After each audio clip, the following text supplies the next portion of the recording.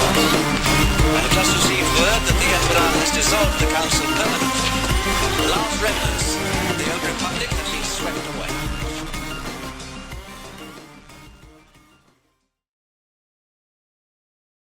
Hello and welcome to the Imperial Senate podcast. Hey there guys, gals and non-binary pals, I'm your host Charlie Ashby, and joining me as always is my lovely co-host, it's Claire Dribbling. Hey, what's going on everybody? Happy Kenobi penultimate episode week to us all. And happy Father's Day to everyone. Yeah, happy belated Father's Day by the time that you're listening, but if you are a dad or you know a dad, or happy Father's Day. And if you don't, or there's a complicated history of your family or whatever, we do apologize, but also just maybe give thanks to Pedro Pascal instead. Yeah, give thanks to our Star Wars daddy. Yeah, the daddy of daddies. True. To all you dads or daddies out there, happy Father's Day. And just a clarification, we're recording earlier, like my time, which means Claire is very tired, so please do give all thanks to Claire for actually getting up at this time to record. Hey, That's how much we care about you.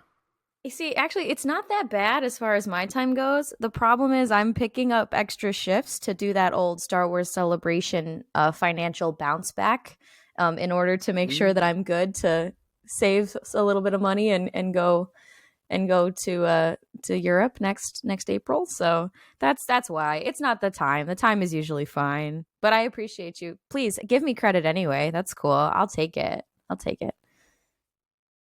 Well, there you go. Claire doesn't want any credit. Should we dive into... You like that's your takeaway from that? Really? Okay. Praise me more. Yeah, that was the goal here. Praise be. Right. Shall we dive into the news that we missed this week? Yeah, let's do it. It's funny, I texted you before we recorded that there was no Star Wars news, and then I checked just to make sure, and there was a lot of Star Wars news. So that actually, I feel like I've missed a lot of Star Wars news, because when you said, hey, are you ready to dive into the news, that was completely bluffing. I'm like, I don't know what we're about to talk about, so let's do it. Well, first of all, I got some local news over here. Of course, everything that's been going on in the UK, if you're not into politics, I do apologise, but I'm going to get into it. Boris Johnson, the Prime Minister, who isn't very beloved right now, for very good reasons. He's been getting a lot of slack from the opposite party, the Labour Party, over here. And the head of the Labour Party is Keir Starmer. And they do a thing every week called Prime Minister's Questions, which is when both sides can give back and forth to each other, make jibes, and bring up. It's always a heated discussion, especially nowadays with everything going on. And so Keir Starmer tried to do some jokes this week. Did you hear anything about this? I did not. Oh no! Or would you like to hear them? Oh my god! Okay, are these Star Wars related? This is Labour leader Sir Keir Starmer going against Boris Johnson.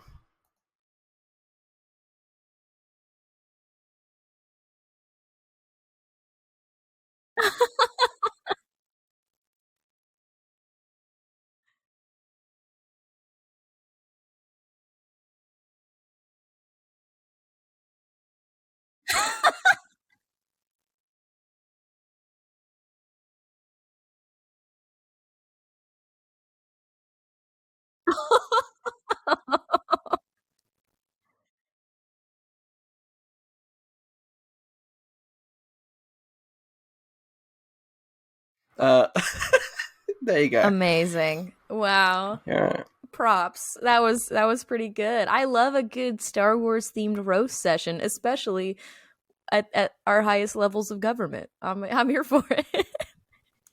Yeah, it is cringy, but also I kind of liked it because, well, first of all, fuck him, and second of all, the Obi-Wan Jabba jibe, amazing, just fantastic, lovely. Also, that is written down in like the governmental documents.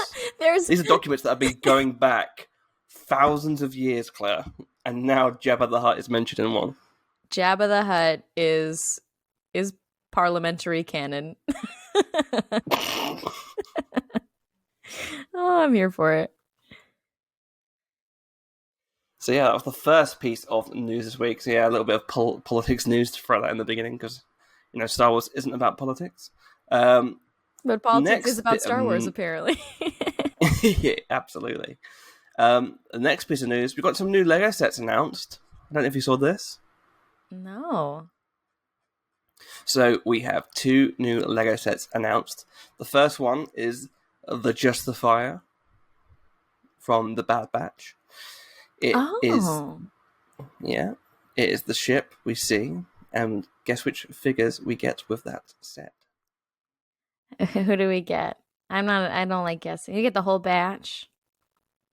We get Lego Hunter. Beautiful. Lego Omega. Omega. Fennec Shand. All right, come on. Cad Bane. Oh. And his little buddy Toto. Yes! Oh my god, yes! Oh, this is good Star Wars news today. Generally, when we say Star Wars news, I get ready to get sad, but I'm here for it today. Oh my gosh. We get Toto minifig? What? Yeah. It's like one of those little ones. I don't know if you saw it when we was at Celebration where they're like, I think it was like with BD1. It's like a little, just a little itty bitty one. Stand. Yeah. So you can't really it's not posable, but it's still, you can get it with your thing. That's what the Lego Salacious Crumb is like. So I'm not mad about that. Okay. I already got me one of those in crumb form. So that's lovely. That is really, that's good news over my coffee this morning. And then the set I'm really looking forward to, which I've never had one of these in Lego form, and I really wanted one. I don't think I've had a Hasbro form either, but I had one like a mini version of it. It's the ATT Walker. Oh, really? Yeah, it's a new version of that. You get a little spider cannon droid. I can't remember what those are called, but this actually seems to be an Utapawan set because you get 4 212 battalion clones. One of them's that like sort of weird, not commander, but like a pilot droid. You get 3 battle droids, and you get a new version of Commander Cody. Look at that, your boy getting upgraded. Yeah, I love him. I know you do. You're a weird dude, Charlie. Hey man, like he did good stuff too. Yeah. How comes Captain Rex is all, he murdered people. It's kind of like, oh yeah, like John Gacy did a lot for the community too. He'd dress up as a clown the kids. Don't compare a war hero who was brainwashed to a clown murderer. I just wanted to see how you'd react. How dare you? I enjoyed it. It's like me saying, oh yeah, Salacious Crumb. Well, it's funny you like Salacious Crumb, but what do you think about a little man called Ted Bundy? He was known to laugh from time to time as well. Yeah, he used to rip people's eyes out. Oh, goodness. Leave Sally But yeah, I'm alone. really excited. The set looks really cool. I like that we're getting more prequel sets, not just Clone Wars based clone sets. Does that make sense? Yeah, prequel renaissance, baby. Yeah, absolutely. And also Commander Cody appearing in the upcoming series of The Bad Batch. So nice little tie-in. I'm excited. That figure out. It's a very timely choice, and that's true. So I'm excited to see Commander Cody in the Bad Batch, according to the complete trailer that you did not see on the internet, seemingly regretting his ways? ? So, yeah, just funny. I actually went back and watched the trailer they released, and it's not good. No, the one that we saw was so excellent, and there's so much that's missing, so many extra juicy morsels that they didn't get, which I thought was very like why we're gonna talk about it. Why wouldn't you put Commander Cody in there being like, I don't know if this is a good thing that we're doing here, buddy? to Crosshair. But even that, like, even if you wanted to like keep that secret, which and don't show us. weird, but I get it. But it's the way they edited the actual trailer that came out. Like, for me, one of the biggest parts of that trailer was the fact that Darth Sidious is going to be in it, clearly voiced by Ian McDiarmid, and it's the first thing they show in the like released trailer. Yeah, very odd.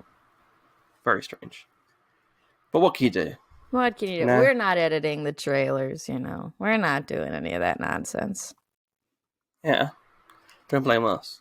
Yeah, I didn't do Speaking it. of Lego, though, Lego Star Wars The Skywalker Saga is the biggest Lego Star Wars game ever. And I still haven't picked it up. Claire. I need to. I don't have I tell you video who has game playing picked it up, time. though. Who has? Tell you who has picked it up. 5 million people, because there's 5 million players Wow. that are playing this game worldwide. That's pretty amazing. Yeah. At LegoCon 2022, the official Star Wars Lego media account revealed that its latest Star Wars game has reached 5 million players worldwide, meaning it's the biggest Lego game launch ever. That's awesome. Knowing it was a triumphant return, and yeah, all good.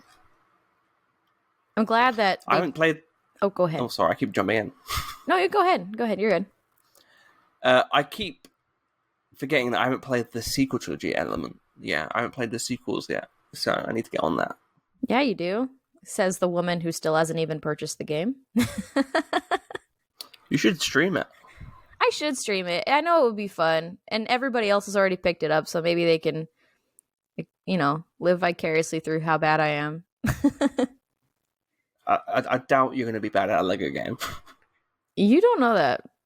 You don't know that. It's been a while since I played one of these. I'd be like disappointed if you're bad at it. Yeah, okay, that's encouraging me to stream it now. Like, come on now. Tell you what, though, I was playing it. Albert's playing it. My littlest brother, and he was on New Hope really today. bad. And he wanted me to do like a bit. He was stuck on one of the levels, so I did it for him. And I just didn't notice it was the chasm scene, the jumping over. Mm-hmm. And I didn't realize this because I played it like normally. Like I think I was Luke for one section on the game when I did it. But if you play as Leia when you're and like press the button to like swing across, they switch. I don't know if this is in the. They switch it round so that Luke gives you the kiss. Oh my god, that's funny. It's Leia. It's the best. Amazing. It's great. God, those Lego guys. They know what they're doing. They're silly people. I enjoy the Lego group. They are really, really silly people. And we get a new trailer for the next Lego special next week. Oh my god, really? Yeah, the summer special. I don't know if you've seen any images from it. It's you get to see like Palpatine on the beach wearing like classic Victorian Beautiful summer gowns, but you know, beautiful stuff. Do you want some more Star Wars news? Since Sure. We're just throwing it all out there. Why not? So the story of the Ronin continues, and more from Marvel's September 22 Star Wars comics. That's right, the Star Wars Visions series and Disney Plus brought the galaxy far, far away into the world of anime, with some of Japan's most acclaimed studios telling their own unique tales. The Duel followed the mysterious Ronin, a Force-sensitive warrior who arrives in a sleepy village just in time to battle a Sith Lord, and the Ronin's adventures aren't over. Lucasfilm Publishing and Marvel surprised fans last month, announcing that Visions will be returning to comics, and The Duel will be one of the books that they're focusing on. And they've released some like concept art and like, you know, everything to do with that, which looks really cool, really exciting. And we get a bit more of the Obi-Wan series, which I'm really looking forward to because it's been written by Christopher Cantwell, who has been doing a really, really great job with Iron Man. So I'm very, very excited about that. That's a win. That's going to translate so well into the comics. All the Vision stuff, especially that Ronin story, is going to be so interesting in the comics, and the artwork has got to be so cool. I'm excited to see what they do. I like comic books. Yeah. It's a controversial statement, but I'm pretty pro comic book. And I'm excited about this Mandalorian series that they're doing, like an adaptation of the Mandalorian. That'll be cool too. Because there is a variant cover that I've just seen now, which has made me go excited. Ryan Stegman, one of my favorite artists in the current era of comic books, has done a really great cover, which looks fantastic. So I'm very excited to see more imagery that comes out of that. Also, I don't know if you've seen the cover to issue 27 of Star Wars, but it's fucking dope. I don't think I have. It's like a bunch of X-Wings fighting TIE fighters in an Imperial shuttle, which, you know that when that bad boy's in there, I'm sold already. And it's a dark blue, light bluish, starry background, painted like classic. It's like the episode 6, episode 4 poster style. And you see like Luke's face in the background. I think it's like, it could be like, it looks like, the cover's by E.M. Gist, but it looks very Alex Ross-esque. It just looks dope. I'll have to look that up because that does sound cool. Do you know what? I'll send you a picture while we're recording because it's a pretty cool thing. That's better because I like exerting the minimum amount of effort, so that works great for me. A Claire's dribbling story. It's so true. I'm like, but I'm catching up on comics still. I'm still like behind, so I'm interested to see what your thoughts are, like with the amount of new stuff coming out. I know there's a new Afra like cover that dropped recently that looks really interesting with loads of lightsabers. Afra's so freaking good right now. Like, every new issue, I'm just so sad that there's often like a month plus in between issues because I sit there and they leave you on something so freaking juicy that I'm like, why can't I now? But now, it's so freaking good. The whole like, God, everybody that they've brought to this, like, all of the new characters that they've brought into the Afra story have all just been so interesting. And I'm like, you generally going into a comic book where the title character, with a title character, that poster. Oh my gosh, that is so freaking cool. I just saw that cover that you sent me. That is really cool. It kind of looks like, sorry, one of those 80s family portraits where you have like the one in the background picture in the front. Sorry. But anyway, no, there's been moments where you're like, they're not gonna kill off the title character, and then you reach things that you're like, oh wait, are they gonna freaking, like, I'm like, I know she's gonna be fine, right? But they leave doubt. They leave doubt in my mind a lot. And with a character whose general story arc is, hey, let's put her in a situation and then have her outsmart, because she's very, very intelligent archaeologist. Let's have her outsmart everybody, outwit and con people into saving her own skin at the end of the day. When that's the general format you can count on. And they give you situations where they're like, I genuinely don't know how you're going to get out of this.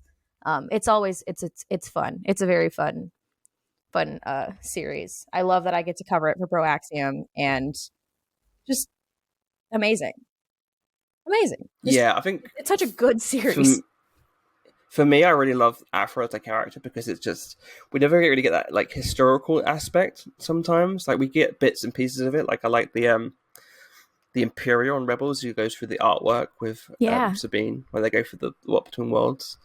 But I really love, like she gets to dive into so much of like the history of like things and that ancient. Like I prefer it with like ancient history rather than like Old Republic stuff because it's just so out there and like weird and like medieval-y. And I think what's really cool with Afra is that it's kind of like a mixture of Han and Indiana Jones together. Yeah. Where like she has the sort of like, she walks into a room and everyone's like, oh god, here it is. Like everyone she's met has like a sour taste in their mouth because of having known her. Oh yeah. Which is just always make it a fun. little bit more a little more devious, a little more evil, but not completely. She sometimes almost tries to be good. Yeah, but it's also that Indiana Jones like nature of like she doesn't actually care about like the history and the artifacts of stuff. Doesn't mean that she's always like protective of it. Like she's there to make a profit, but it's just a fun character to like be with. And I think it's the character that I feel like if you're going to adapt from the comics, I know like we see like Black Chrysanthemum and people like that, but I feel like if you're going to adapt a comic character for like their own series, it would definitely be a really good one to pick, Afra, because It's so fun. you have all these props from so many like Star Wars product like shows now, like different eras. It'd be perfect for her to like imagine all like the props and stuff that you have from the Acolyte. You could just easily use that in an Afra story. Absolutely. And like you can't sit there and tell me that wisecracking Star Wars Indiana Jones devious person is not going to be fun to watch every week. Come on now. Of course she is. It's going to be amazing.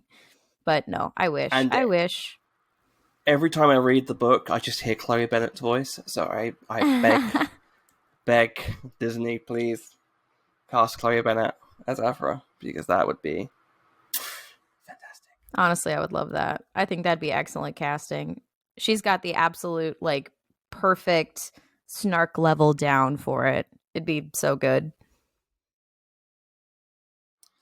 Well, let's crack through these last bits of news items and then we'll dive into our thoughts on the latest episode of Kenobi. GQ magazine interviewed Ewan McGregor this week. I don't know if you saw those images. Oh, you bet your butt I did. Yeah, it's a really great piece. I recommend reading it on gqmagazine.co.uk. But the best part of the interview, in my opinion, is the fact that they drop a bombshell, I guess, which is that he's read fanfic from people. I am so, and he's not only has he read fanfic from people like homoerotic Anakin and Obi-Wan fanfic. Not only has he read it, fans have sent it directly to him to read. Fans have sent it to him. You are doing the Lord's work, Star Wars fans. Okay? You let me down a lot, but not in this way. Thank you for directly mailing him fan fiction. I'm so proud of y'all. Good job. There's also a really beautiful moment where he kind of talks about his life a little bit, which I think was really interesting. I don't know if you've seen about his daughters, but he, like, some of his oldest daughters, I feel like have been doing like loads of like film stuff and like storytelling, and it says McGregor had mentioned that he recently made a film with his oldest daughter, Clara. You Sing Loud, I Sing Louder, a film that she conceived and developed with a screenwriter. They shot it last autumn in New Mexico, and it's currently in post-production. When we meet, McGregor hasn't talked about it publicly before. He became involved in the project a few years ago when he saw Clara in New York City. She tells me that she'd come up with an idea about writing about us. At first I was a bit nervous. I didn't know what that meant. The story would be a road trip, a father driving his daughter to rehab. I got the script while I was making Halston. I sat down to read it and I was blown away. It was a beautiful story about us. There's things that aren't accurate or are bent, but they are still reflect our estrangement for a while. Then they say, did you drive your daughter? And he goes, to a facility? No, that's fictional. The drive is fictional, but for a couple of years we sort of lost her. So the storyline is about realizing that she needs the help of her father's trying to give. Along the way, the relationship is healed somewhat. He looks at me, pained but also joyful. I was so impressed by the story, by the humor. There's a sort of recognition in it that made me very proud and at the same time felt very close to her. I felt like she understood more than I thought. This is like a recognition of your position. And he says, my position, but also stuff about parenting somebody who's in trouble. It's a fucking horrible, difficult decision to be in.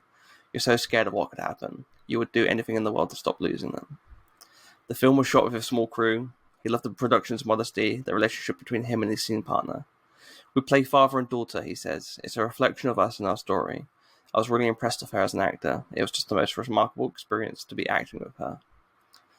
Aww. And it says, do you see ways that she's an actor that reflect how you are as an actor? And he goes, I do, because she just allowed herself. We didn't discuss the scenes too much beforehand. That's why I'm like, I'm not very interested in talking about stuff before I do it. McGregor is suddenly vulnerable. A divorce in the family is a bomb going off in everyone's life, my children's lives. He says that sort of healing of that is ongoing. None of this is easy for him to talk about. It isn't his inclination. For the amount of time McGregor spends in front of the cameras, he's a private person who doesn't crave attention. I remember something Kumail Nanjiani told me about working with McGregor. When the cameras aren't rolling, he's just Ewan. It really struck me one specific moment. He had a very emotional scene, and in between he was hanging out. I said, "Do you need a moment?" He was like, "Nope." Some people you want to work with pull focus. He just sets up. I thought that was a really just beautiful moment of him, like, opening up a little bit about. I mean, we all know naturally, like, that was the big thing about him, you know. Yeah, it was a tough time. Winstead, and yeah, and it's very easy for the internet to be,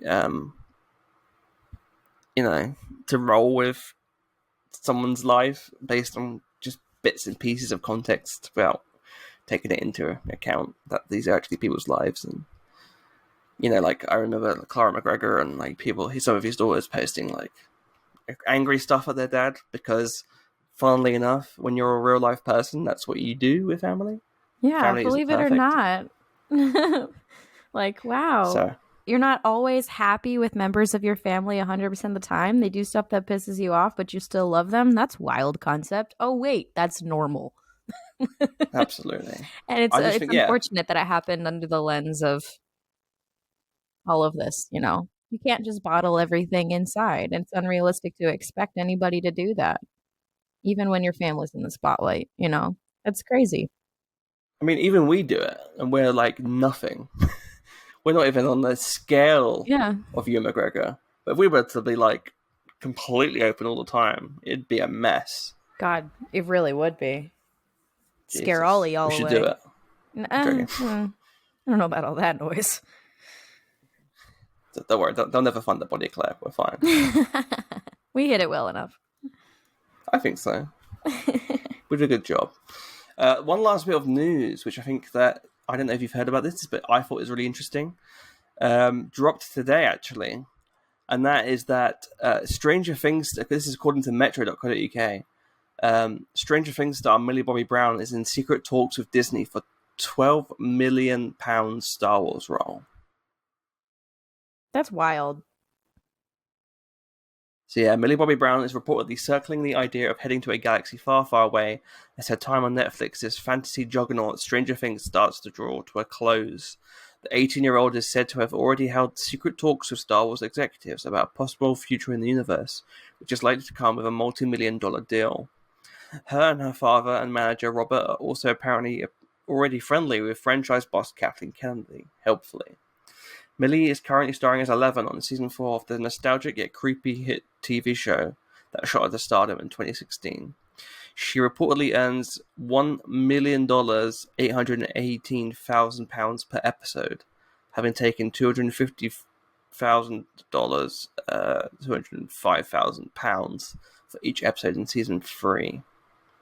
The Star Wars deal could easily be worth $15 million, that's £12.2 million. Whether it's a film or TV series is an easy decision for Disney due to a huge appeal to younger audiences, according to The Mirror. It's very interesting. I mean, there's always been those, there's been those rumors for a long time where she's like, I'd love to play a young Leia. And now we have a young Leia. But she's the age of Leia when we meet her. So it's like, I don't know. We'll see. I don't think that's the route that they'll probably go. I think she'd be excellent. But, also if I get more Leia stories, I wouldn't be mad. But also whoever she shows up and, this is, I think that she's a fantastic actress. Whatever it is, I know she's going to do justice to. And I trust in Lucasfilm, especially after the Kenobi series. They know a thing or two. They know what they're doing. I think that she's already shown off that she's got the hand acting down. The floaty hand acting. That's all you really need for Star Wars, right? Yeah, exactly. She's got some Jedi mind tricks on all of us. My goodness. Yeah, the trauma, done. Hand acting, done. I think it'd be really cool. No, she's a great actor. I'm really intrigued to see what they will do, actually, because if it's Leia, that'd be interesting. Like you said, never not gonna watch a Leia series. Right. I know as well that we've seen them before. I think it was in between season 3 or maybe season 2. They did like the Stars of Stranger Things. They did like Halloween, and I think Millie Bobby Brown dressed as Leia. She did, and Sadie Sink dressed as is Rey. Yeah.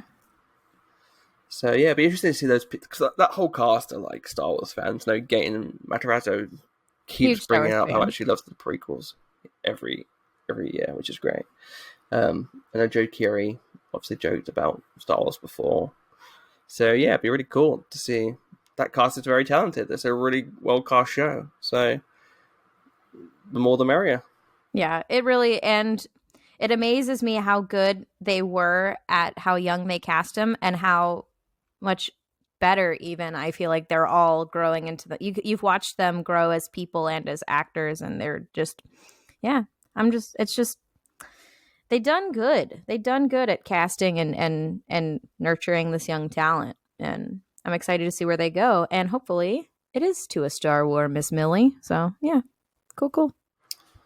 Yeah, absolutely. Well, that's all we've got in terms of news this week. So why don't we just dive into what everyone wants to hear, which is our thoughts on episode 5 of Obi-Wan Kenobi on Disney+. Claire. People know... I mean, if you listen to this, actually, this is the first episode of the show that we've ever released on YouTube properly. So if you're a YouTube watcher of the Imperial podcast and you didn't listen to the show before, welcome. For a Welcome. start, This is what the show's like. It's chaotic, it's mad, it's ridiculous, and we're going to be, I think, intrigued to say that obviously your reactions to what happened in this episode are online. You can watch them now. If you're an audio listener, check them out on YouTube. You were pretty shocked. We were all shocked, but you can see you being shocked. Oh, growing up in my teen and tween days, I was a big fan of the My Chemical Romance. And to quote the very first song I ever heard from them, I'm not okay. I'm not fucking-K.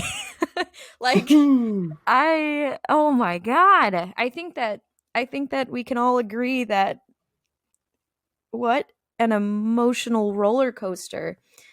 We see so many, and we know now generally kind of in what direction this finale is going, where this story is going to end, sort of, but there's still so many questions they left. I'm so overwhelmed with everything, with how well it's going, with how I'm having a hard time articulating how I'm feeling, and I think that if you saw that reaction video you can see why. It's still raw. I've rewatched it a couple times, and every time it still hits me in the same way. And I can't believe I can't believe they've done this. The pain. I'll say this. I think your inarticulation is in itself articulation. The fact that you can't explain it. Can you use that excuse for me at work? That'd be cool. Yeah. Cool. The reason why she's not doing any work is because she's doing work so well. Exactly. Okay. Exactly. Thank you. No, I'll say this. I watched the episodes at work because it's on a Wednesday, and I have to wait until 12. I go downstairs, and I spend my lunch hour just watching Kenobi, and it's the best.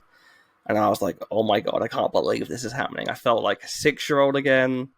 I was back in my mental mind all the way back to London, having the magnetic action figure flip. Do you remember those? The little magnet feet Kenobi with mullet. Yep, I absolutely do. My little Anakin Lego set. I just drove me. I was just over the moon. But what I will say actually is that my parents have been watching Kenobi, but they watched the first 2 episodes when we was in America. And then they just haven't caught up recently. So we watched all 3 episodes, episode 3 to 5 last night together. Oh, back to back? And back to back. And Ouch. it was such a joy just to see my mum and dad's reactions, because it was To quote the illustrious Captain Tarple's ouch time Like, Yeah. holy cow. And I live tweeted some of the stuff that happened, like reaction wise, with my parents. So I'm going to read some Oh out to you. no. So last night, this is at 8:36 p.m. But my parents are catching up on episode 3 of Kenobi. As Vader and Ben are fighting, my mum says, "I'm not even a massive fan, but this is like being an extra Christmas. This is like being given an extra Christmas day." That is true. so cute. Episode 4 just started. My mum is the bit where Kenobi and Anakin are in the tanks, like struggling. My mum says, "Are the little Uber people going to show up?" That's how you know she's your mother. I said, "I wish." I was like, "I wish." We all wish. We love those Polis Massa droids. Oh my god. Ooh, freaking bah. That's right, Mama Ashby. That's right. And then episode 5 started, and she started crying. Oh no. She's like, "I can't believe I'm seeing this." Like, the idea of seeing Anakin and Obi-Wan at that age again just was too much. It was like TSC, and I felt the same. I was like, "Oh." Also, I don't know if this is true, but when I watched it last night, it felt like the CG has been affected, although they've like improved it slightly. I don't know if it's because I'm watching it on a big screen now, but it looks much better. Yeah, I think that might be part of it. I think that could definitely be part of it. But I mean, yeah, for me, there was just so much. Do you know what? It's the small things as well. I think I talked about this on Twitter again last night as well. I love a good redemption story. I don't know about you. Oh yeah. If you didn't, I'd be concerned. People, how do you not love a good redemption story? And there was a really good redemption story in that episode. A really good one. And you know what I'm talking about, right? I believe I do. No, what is it then? Are you talking about Tala? No, I'm talking about the fact that we get to see Anakin's lightsaber again for the first time since Attack of the Clones. I hate you. It's redeemed. Why do you hate me? We finally get to see that lightsaber in more than just one film. And in that film, he drops it, he destroys it.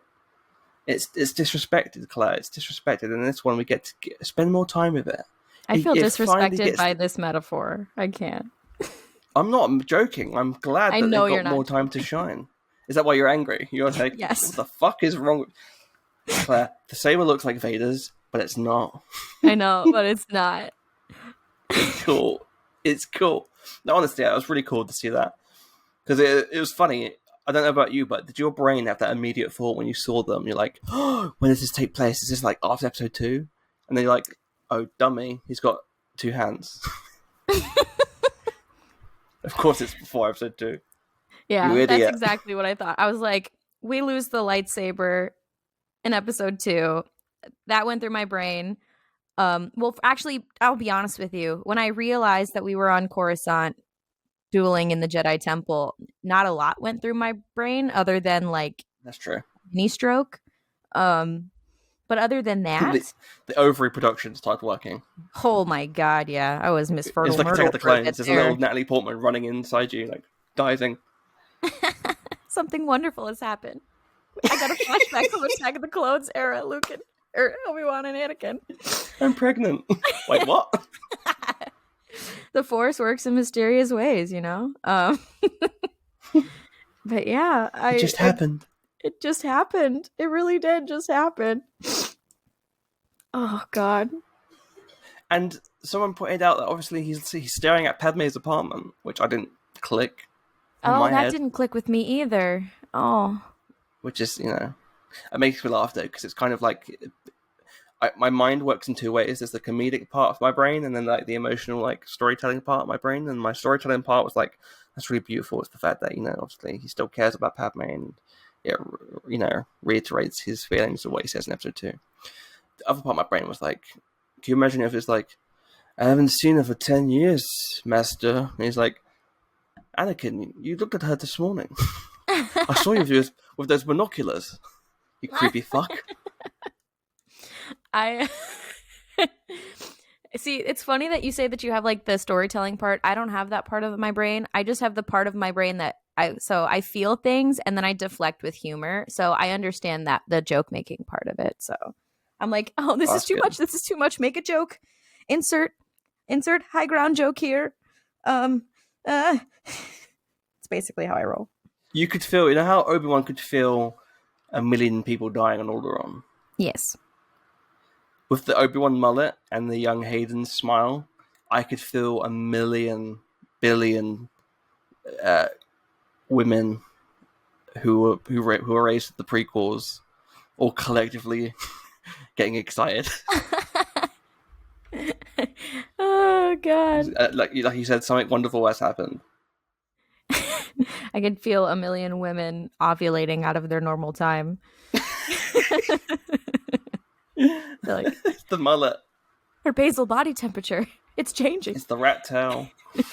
The rat tail just does it for us prequel ladies of the prequel generation.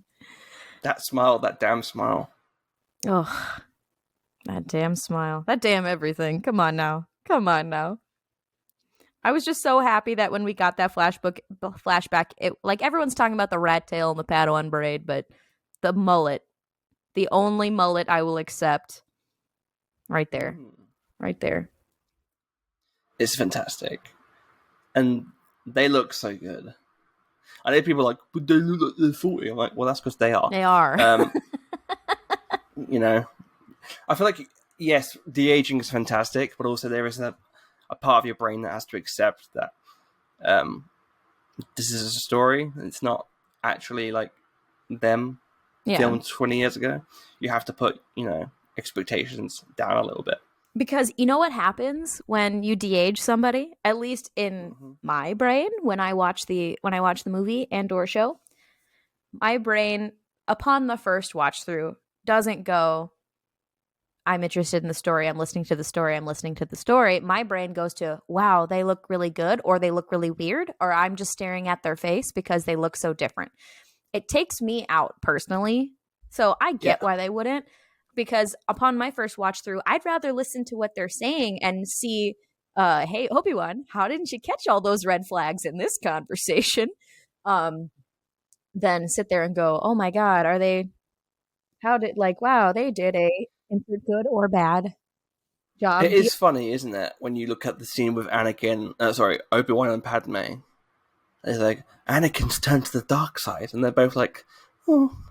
And it's like, in this scene, he's straight up saying murder's great. And then the scene with Padme on Naboo, he's like, I think dictatorship's a good idea. It's like, who could have seen this coming? Oh, also, there's no way after these dueling sessions, Obi-Wan, that when you saw Anakin, killing younglings, like, there's no way. Maybe there is. I think there were a couple warning signs. To be fair, he was 19. He was very horny. He's a Jedi, so he's not allowed to blow his load too much. It's not till he gets married. But have you noticed that when he gets married to Padme, his hair grows out. He's calmer. He's kinder. He's like down to earth. He's a war hero. That is what regular sex will do to you. Your acne will clear up. Your hair will grow longer and more luscious. It's true. It is true. Yeah. A bit of fanny and you're good to go. Yeah, you'll drop a couple pounds. You'll be all lean from all the additional physical exercise. Do you think that in the new canon, the eye scar is just Padme like grabbing onto Dang. It's the metal hand. It helps. They're just role-playing some aggressive negotiations or something. Yeah. Vibrating hand, Claire. That's true. That is our headcanon. If you guys haven't heard, if you're new, if you've been brought to this episode by the Obi-Wan Kenobi series, that is headcanon. Once he gets the robot hand, it has to have a vibrating function. Come on. Why do you think she stays with him? Why exactly? There's so many warning signs. Why do you think she sticks around? That's why. Yeah, he kind of is into fascism, but he I'm he a can make senator her scream. And he's a fascist. That totally wouldn't be a deal breaker at all. Vibrating hand. But That's he's cute. He is cute. And he can make her come, which is all you really need. I'm gonna be honest with you. The bar is set pretty low, but many cannot attain it. So I get it. Padme. I get it. And he starts each session by saying this is where the fun begins. So you know that he's got he's happy about it. This is where the fun begins. Let's make some twins, baby. Next time, that'll be what I play in the background. Let me set the mood with a little music. That'd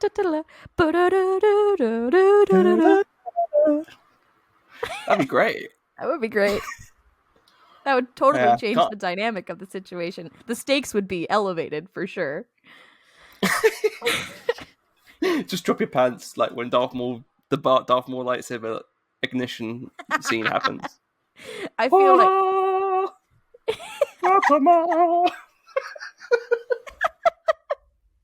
Jesus. God. And when you're finished, Now you just I'm hold them in your picturing hands. it. I hate it. When you finish, you hold your partner in your hands and go, Master, Oh God. train the boy. Train. You know what? If I had a nickel for how many times I've had to sell myself, Master train the boy in that situation, No, I'd be a rich woman. you hear the new Obi-Wan version, which is, Master, he's coming. So stupid. So Yeah, it's stupid. But that's what the show's about. It's stupidity. Apart from that, though, a lot of emotional things happen in this episode. Remember that comment I made earlier about when I feel emotions, I deflect with jokes? Here we are. Yeah, it's true. Like you said, we lost Tala, we lost Ned B. That one really hurt. The Tala That really hurt moment. because we've met him. Yeah, we have met. Yeah, we played the. Yeah, we have. So if you don't know, the person who plays Ned B was at Celebration Yeah. in like amazing drag outfits. Amazing drag outfits. Like we saw like a Baby Yoda one, which was incredible. Amazing. That's Ned B. And- That's freaking Ned B. That's Ned B, man. And he protects her before he dies. Sweet Ned B. That And was. you know that. Ugh, You know that's going to influence Leia. You just know it. of course it will. Sweet Ned B. We finally get the thing that we always predicted, which is that obviously Reva is a youngling from Order 66, which, you know, like we said before, there's one thing saying it and one thing seeing it, and those sequences were so horrifying. Yeah. I again, surprised by how, like Disney are showing as much as they can. Yeah. Like, killing the younglings was terrifying. That was a lot. Yeah. The When- look at Anakin's face. So it didn't make the reaction video, but the very first thing in the episode when you see the content warning, that was the first reaction from Mel and I in the reaction video was we saw the content warning and we both went, "Oh fuck no. So we're like, "No, this one's going to really hurt." And it did. And it really did. It's I was true. not Sure. ready. The most fucked up thing was the shot when he kills her, and it's the it's the it's the double saber slice, but they cut between Anakin and Vader, and you're like, that's the same guy. It just hits into your head, and you're like, God damn it, this sucks. It sucks And on it's like, every level. it's rough. Also, she's been stabbed by this dude twice now. And like the Grand Inquisitor said, revenge does, I'm paraphrasing, I think, revenge does wonders for the will to live. Revenge does wonders for the will to live, sister. I love Rupert Friend. Holy Rupert cow. Friend's the best. You see me, like, I've been so excited about this series just for Rupert Friend for like months, and he not only did he exceed my expectations, he's just done like leaps over them. His voice, the pettiness of the Grand Marvelous. Inquisitor is I could eat off that shot of them both staring down. It's just two petty boys who refuse to die out of, like, you know, the lols. And it's just, yeah, it's like that opening shot is just hilarious. Like, I think our other co-host Nikki, who's not with us this week, did a great tweet. I don't know if you saw his tweet about this. I'm so bad. I'm not very good on the No, Twitter. I get, yeah. to pay I don't know, attention. but I don't know if I've shared it or not. And he, our good friend Nikki, our co-host Nikki, tweeted a I keep laughing. He just put me walking up to the counter to carry out a hot and ready pepperoni from Little Caesars, and this is the clip he attached. Oh wait, you can't hear it. Wait, one second. So it says, me walking up to the counter to carry out a hot and ready pepperoni from Little Caesars, and the clip is, Hello. I love the way he says hello. hello. Oh, it's so good. Our good friends Scotty and Jerry over at the Bombad Cast. I was in the chat for their episode this week, and they just played the clip of him saying hello so many times, and it just made me laugh so hard. Go back and watch this week's Bombad Cast as well. It was really good. But if you want to like snort laugh at them inserting hello into ridiculous places, it was good. That episode they did recently, again, like Claire says, check them out. They're on YouTube. Yeah, they're great. Search Bombad Cast. It's the majority of that episode is just clips. The Tom Cruise one. Oh my god, I know. What does he call himself? What does he call himself? The Muffin Master. The Muffin Master. I just want them to know. I'll tell them after we're done recording, but I will put it immortalized in the episode as well. I saw Top Gun Maverick yesterday, and I'm gonna be honest with you, the Muffin Master was in my head the entire time. Entire time. Oh, that's God. beautiful. Yeah. That's how you do it. Yeah. It was thank you for inserting yourself into that movie. Also, I want to give a shout out to Top Gun Maverick because I don't care for the original Top Gun. I think it's perfectly fine. I'm glad that people like it. It's just been overdone by people who annoy me. However, this one was good. Top Gun Maverick was a good movie. It was better than the first one, I'd say. And even more so, at one point in the movie, it made me laugh, and I was the only one laughing because, of course, they did a slowed down emotional orchestral version of the chord progression in Danger Zone for an emotional moment. And I just need to let you know, I died. Reader, I died. Because nothing gets me like, in the feels quite like Kenny Loggins and Danger Zone. Wow. It was a lot. I'm like, this is the chord progression to Danger Zone, but slowed down and sad. Oh my God.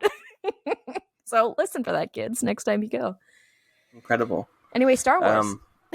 Yeah, you'll have to show me because I have no interest in seeing Top Gun. It was good. It was good. Yeah, I'm not American, so I don't really care about the See, Air I don't Force. like the first Top Gun though. I'm not a fan of it, but I enjoyed this quite a bit. And I really don't like Miles Teller, but I still enjoyed this movie. Or Tom Cruise. Yeah. I don't like Tom Cruise either. He's a weird Scientologist. But I don't mind Tom Cruise. He's alright. Oh, I can't handle Tom Cruise. He looks You don't like Mission Impossible? He looks like Ernie from the Muppets in profile. And people What's think wrong with Ernie? He's not hot. How dare you? I'm sorry, Ernie. That's an insult to the LGBTQ community. Jesus. You just insulted, like, Happy Burn Pride Ernie. Month. Happy Pride Month, everyone. Disrespectful. Jesus. Apparently he's really nice to, he's, like, really good to, like, crew members and, like, cast members and, like, stuff like that. And he gained a little bit more respect from me in terms of the, do you remember that video got released about him and the Master Protocol stuff? I don't think I saw it. I did not. He's, like, shouting at people for, like, not following the mask mandate properly and, like, risking people's lives and, you know, the crew. That's good. Which is good. But this isn't Tom Cruise. What the fuck's going on? This isn't a Tom Cruise podcast. This is a Star Wars. It is not a Top Gun podcast. Thank God. Thank God for that. Speaking of the Danger Zone, let's talk about this entire episode. What did you think about the Vader sequence? Because I saw your face wince when it happened in the reaction. Are you not a fan of that? No. It took me out. It took me out. And I think referring to pulling the ship out of the sky, is that what you're talking about? Me wincing at? Yes. Sorry. Yeah. To clarify. Yeah. So my head went to Twitter. My head went to Twitter and everybody complaining that, you know, like, what's with these weak fools? Vader could pull a Star Destroyer out of the sky in why am I blanking? Force Unleashed, kind of. Yeah. Basically, I just I had immediate flashbacks to annoying people coming into my mentions on Twitter who are now vindicated. Was basically how I felt. I immediately went, "Oh, there's so many annoying people on the internet that are going to feel like they won an argument with me back in 2016." Yeah, it's like a Star Wars Fury fan boner. Yeah, that was basically my wincing, which is unfortunate that like real life people have taken, because that, like, albeit like without that immediate context, you know, like obviously Mel's not involved in the rest of that, and when she watched it, obviously it was a cool reaction. It was a very cool reaction, and I loved that they got away by faking Vader out on the sneaky little ship behind the ship. But yeah,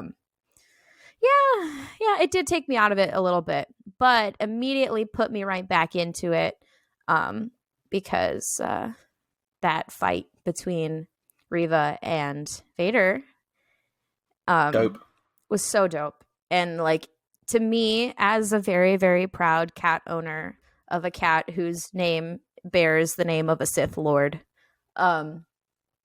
it literally reminded me of cat has caught mouse, or cat has caught a bug, has got a bug caught, and just is playing with it before it eats it.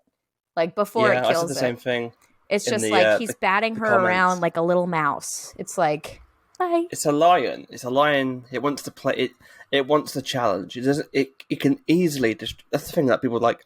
Why don't you just kill her? I'm like, you don't understand. It's the same with Kenobi. It's like, it wants the challenge. It wants to have the. It wants to like exert its energy. It wants to exert himself. Otherwise, what's the point? That's why he throws the saber down. It's like, come on, let's make something out of this. Maybe you can surprise me. Obviously, that doesn't happen. Yeah, he wins, and that's what makes Vader even more intriguing and more evil, because it's you know, it's not. It doesn't mean that he's weak. It's not. It's actually the opposite. It's a testament to his strength. He's so confident in the fact that he could destroy her within a second that he's willing to just, you know, make something more out of it for his own enjoyment. Yeah, exactly. And it's so like. Oh, sorry. Go ahead. Sorry. As for the ship sequence, I think for me, like part of the train had left the station in 2019 when Rey starts to do it. So I'd kind of like, my guard has been let down a little bit in terms of that. Like, okay, I guess that's what we're doing now. I think for me it was because it was Vader, and then he successfully does it.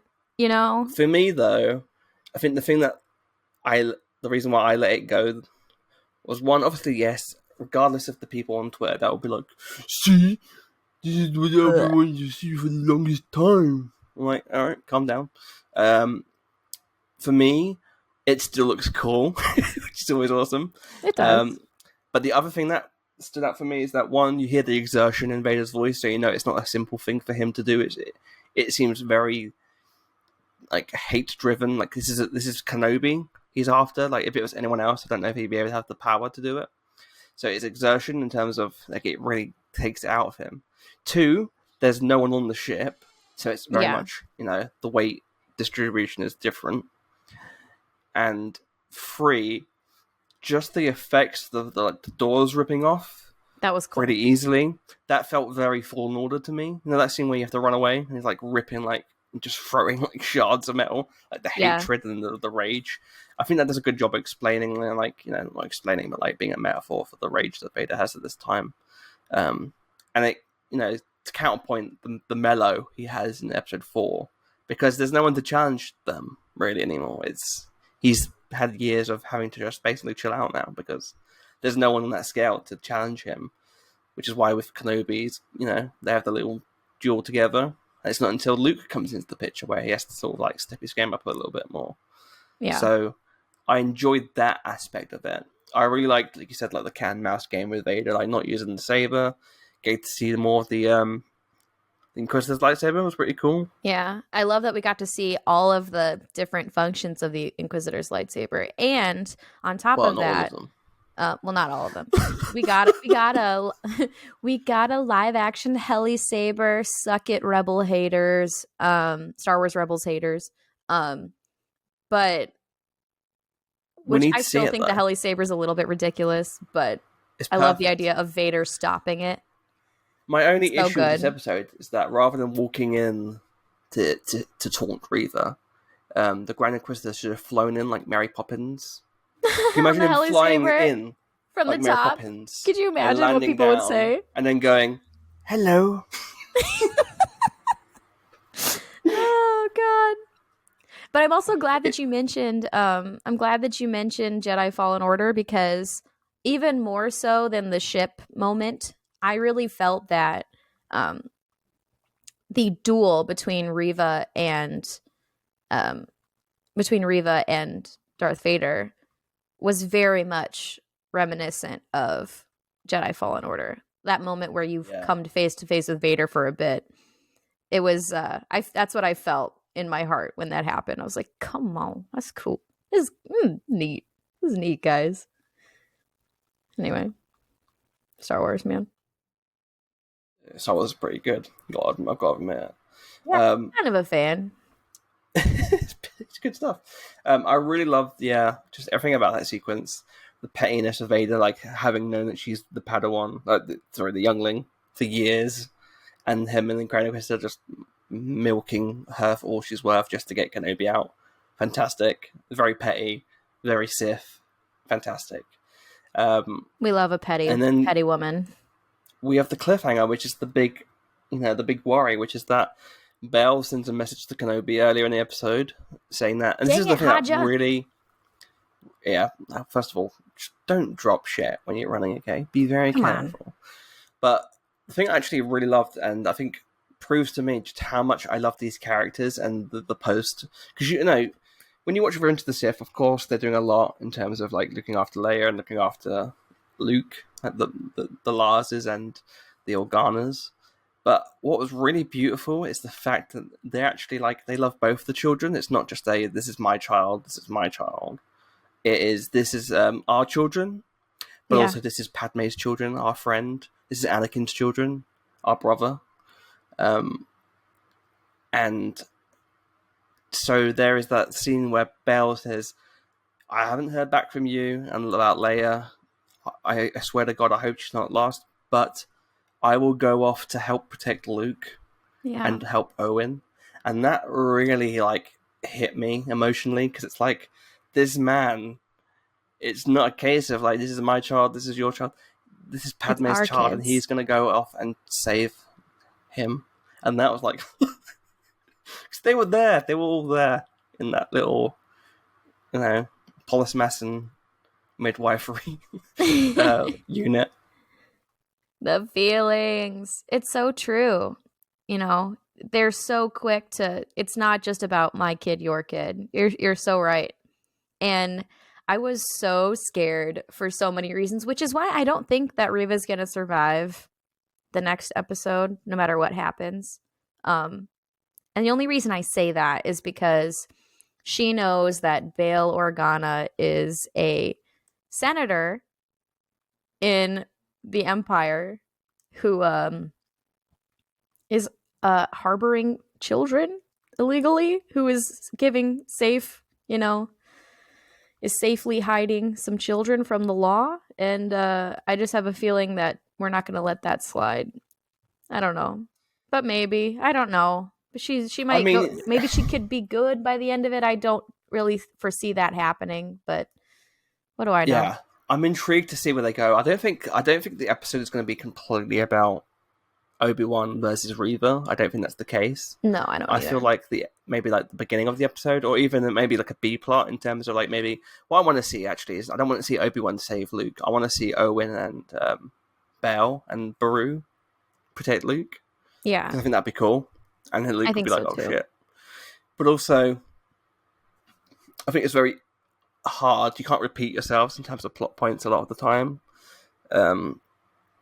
I think it might be too much if another dark side wielding user finds out about Luke, goes off to potentially ruin that plot, and then having to kill them. Because how many people do you think Obi-Wan's buried in that fucking desert? Yeah. Do you think they dig it up? It's like 26 dark side users, including Maul, who are Not like just "Oh, look, a baby." lightsabers. Not just lightsabers buried in that desert there. Just loads of corpses. She's like, I'm terrible at my job. Jesus. Maybe she really wants some like desert meat, and Ben will be like, "I can get you some." Some There you desert go. meat. I don't know what to call it. It's just desert meat, right? It's desert meat.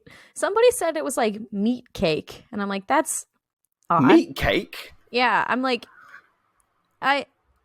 What? I have so many questions about meat cake. I was like, Where the fuck do they get meat cake from? I don't know. It doesn't look very cakey to me. Do they think anything, steak it is looks meat like- cake? Do they think just raw meat is meat cake? So is it like, I know, I saw meat cake and I was very confused as well. But I was sitting there like, do you mean to tell me that if somebody makes a meatloaf and slices off a piece of the meatloaf that makes it meat cake? Is meatloaf actually meat cake? Is that what you're trying to say? I don't know. But even then, it looks nothing like meatloaf. It doesn't look anything like meatloaf. It looks like but I'm meat. trying It looks like steak. Yeah, it just looks like cutting a piece off of the square tenderloin. Yeah. Face tenderloin. So I don't know. Meat cake? I know. I'm glad that you're as baffled about meat cake as I am. Do they think like a deli or a butcher's is a meat cake shop?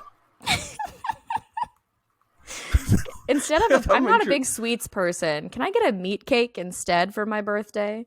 Like, What do do they you think guys? actual cake is? Do they think that can have a rind of sponge icing? I have to share this story because this makes me laugh. I lived with some young men in the past. We were roommates, and they were like, no. "Man, I really want cookies right now." And we had a really well stocked kitchen because I like to cook, and I was like, I mean, we don't have a lot for other. I'm like, I mean, I can make snickerdoodles, and they're like, wait, you can like make snickerdoodles from scratch? Oh, I'm like, you can make anything from scratch, but snickerdoodles are like 4 ingredients, my friends, and we have all of them. Did you not know what a snickerdoodle is? Like, they're like, I've never made cookies before that are, I'm like, what the, anyway, they didn't know what, you know what, maybe it's more plausible to me now because they didn't know that snickerdoodles, sorry, more like 5 or 6 if you can count like the cinnamon sugar, but like, really? How old were these children? Were they like 5? No, they were 20s. Could they legally drink? They could legally drink. But they don't know how to make cookies. They didn't or know bake. that making cookies was basically flour, butter, eggs, sugar, cinnamon. What am I forgetting? Vanilla. Fantastic. Snickerdoodle. Obviously, Yeah, you grow I'm baffled cookies. from time to time. Not all you do realize that in order to make the cookies that you cook from the sleeve of cookie dough, somebody had to combine ingredients to make the cookie dough that goes in the sleeve. No? I think Okay. you were living with the only people in the world who would be surprised by how it's made. Whoa. Milk comes from a cow? The fuck? No way. Yeah, dude. Yeah, it does. You'd be a good teacher. I would be. See, no. Here's the problem. I would be the worst teacher because I have no patience and I'm kind of an asshole some of the time. Okay, I'd be like, guys, you're not fucking listening. Oh, That's I why you know. understand what the cookies are. I am not a good teacher. I do not have patience. It would be bad. It would be very, very bad. Just saying. Anyway. That's incredible, though. What a story. Yeah. Maybe that's the meat cake is more realistic now. Meat cake. I suppose not knowing how cookies work is canon. Maybe it is. Maybe it is. Well, that's all we've got time for this week, I think. I love that that's what we're ending on. Well, what can you do? Claire, where can people find you? Well, and your kitchen. In my kitchen, knowing how to make cookies from scratch. Actually, please don't come find me in my kitchen. That would be frightening. But you can find me on the internet, other places. You can find me on Twitter, Instagram, and TikTok at cstribs. Basically, you can find me on Broaxium almost every Sunday night. I'm shooting the poodoo at 8 p.m. Central Time with the Broaxium gang, and I cover Dr. Aphra. So each new Dr. Aphra comic, I do a quick shot preview for Broaxium.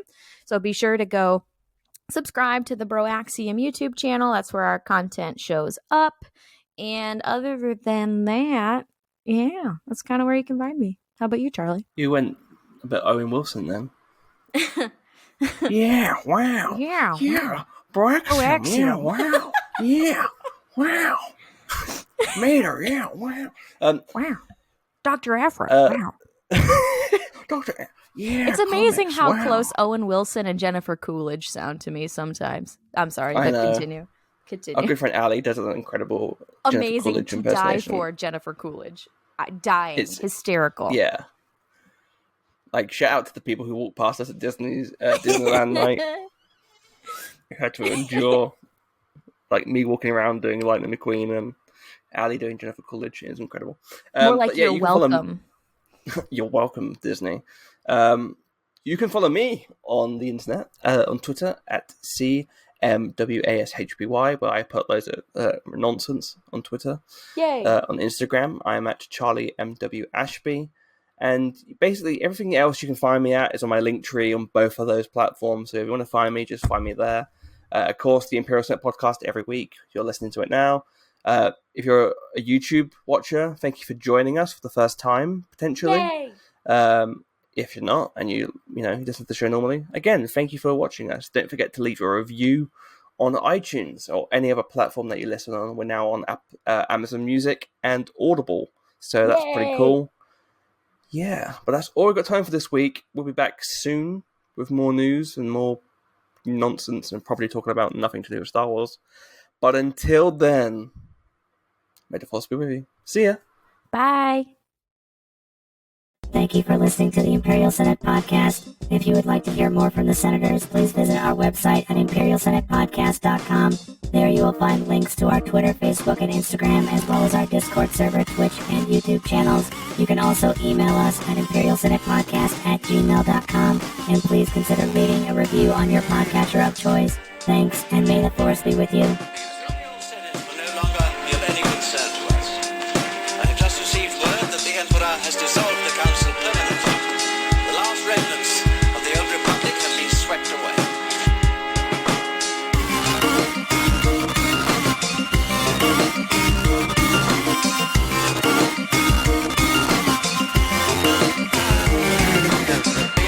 The Senate will no longer be of any concern to us. I have just received word that the Emperor has dissolved the Council permanently. The last remnants